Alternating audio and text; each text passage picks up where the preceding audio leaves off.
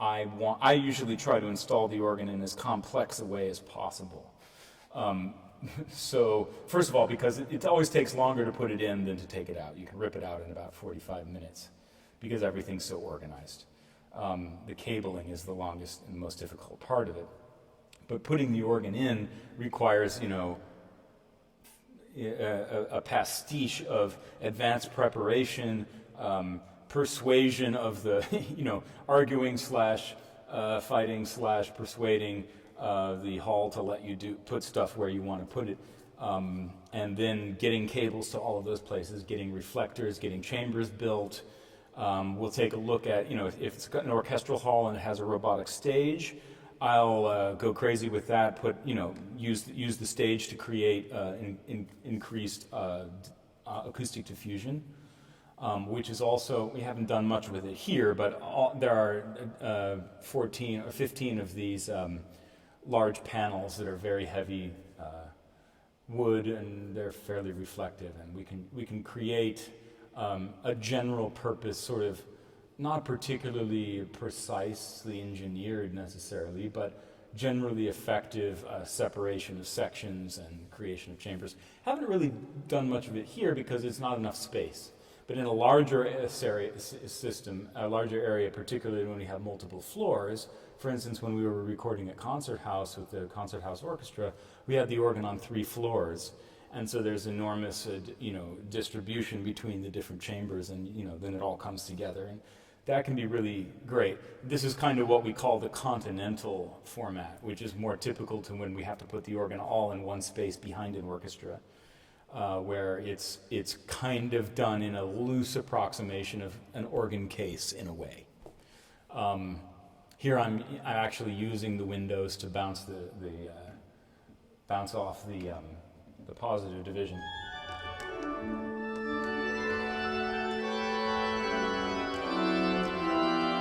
The organ does most of the work sound quality wise for the installation. Put that on a different keyboard. I haven't regulated I have terrible clicky keys down here, sorry about that. I haven't gotten around to regulating since it came off the road.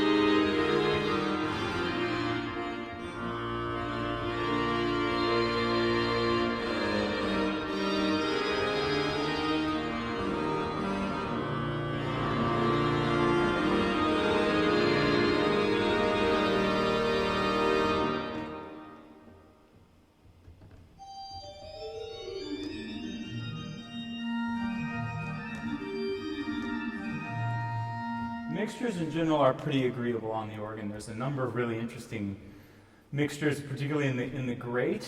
So the grate is, we should probably start with that. Here's how the grate works. You have complete 16:2 chorus with three different mixtures, a huge tierce mixture, a major full mixture, and a high cymbal. Then you have quintadina, flute 8 and 4. Quintadina 16, flute 8 and 4. Diapason unenclosed, principal unenclosed, and then the gamba is a 2-rank celeste.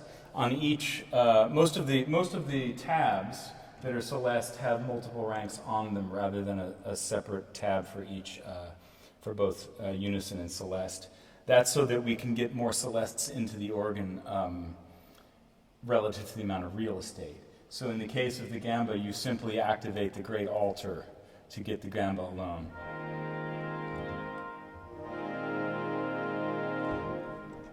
And then the great reeds, so the great reeds, tierce mixture, and the gamba, and both 16s are enclosed with solo. They're not solo, they're independent ranks, but they are playable only on the grate, but they're enclosed within the solo.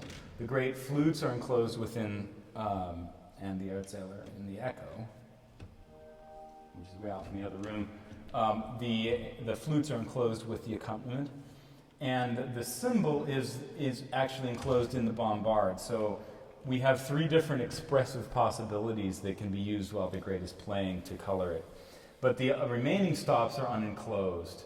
So the principal chorus and the main mixture are unenclosed. So here's the principal.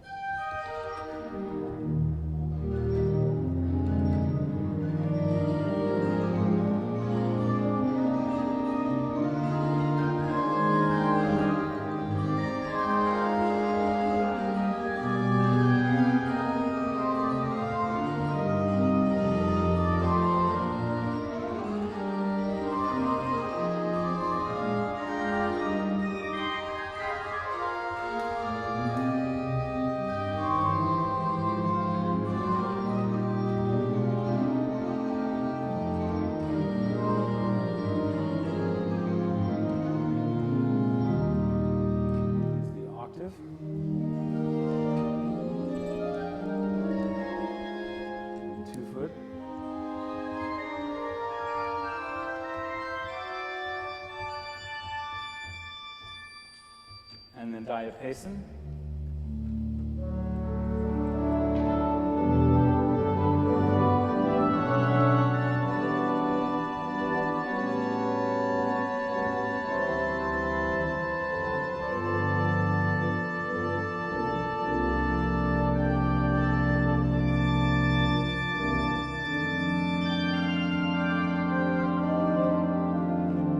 Nice 16.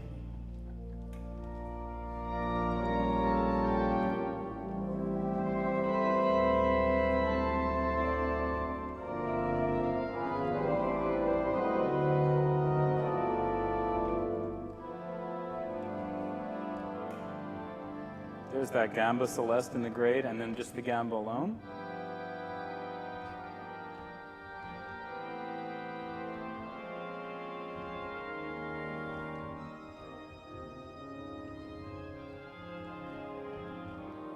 And nice flute.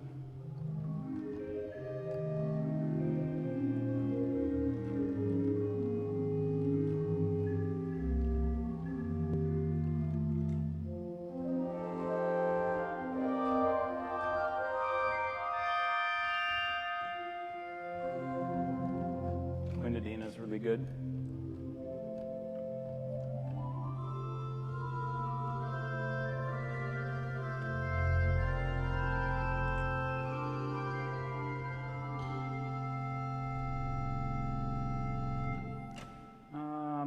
The mixture is interesting. So this is the tierce mixture, which is a 16-foot series. It's got the 3 and a 5th.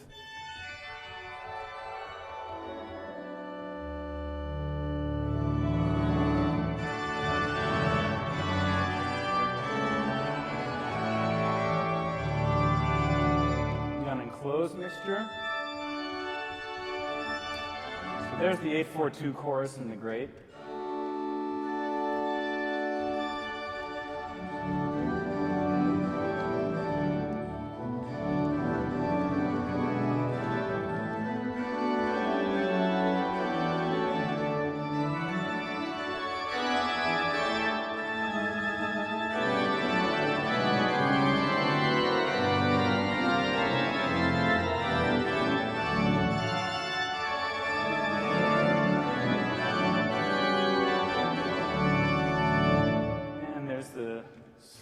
High mixture too.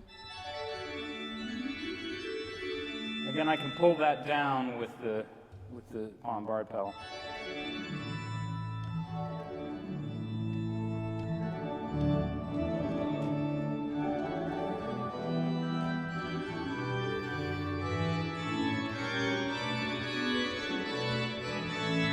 And the independent reeds in the grate.